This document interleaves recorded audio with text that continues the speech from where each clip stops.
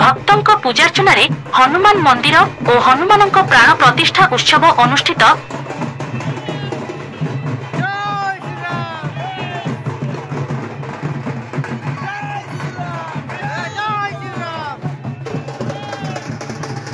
चलीथिला नाम संकीर्तन, चलीथिला वैदिक मंत्र उच्चारण, भक्तों मध्य चलीथिला प्रसाद बंटन। एपरी उत्सव पालन होईछि मयूरभंज जिला जसीपुर ब्लॉक अंतर्गत एकतारी ग्राम रे। तेबे हनुमानंकर एही प्राण प्रतिष्ठा उत्सव 3 दिन व्यापी अनुष्ठित होथिबा बेले गतकाली ग्रामर पोखरीरु कलश शोभायात्रा बाहरी नगर परिक्रमा करी हनुमान मंदिर परिसर रे पहुंचीथिले। पहुंचिबा परे हनुमान विग्रहंक प्राण प्रतिष्ठा पूजा आरंभ होइथिला। एही कार्यक्रम रे एहार आखपाख अंचलर अनेक भक्त जोग देइथिबा बेले आसुथिबा भक्तंक पई प्रसाद सेवनर व्यवस्था मध्य करा जायछि। अष्टप्रहरी नामयज्ञ सह एही उत्सव आरंभ होइथिबा बेले आसंता काली अपराह्न पूर्णाहुति सह एहा संपन्न हेबो। एही उत्सव को सफल करिबा पई ग्रामवासी माने सहयोग करथिले।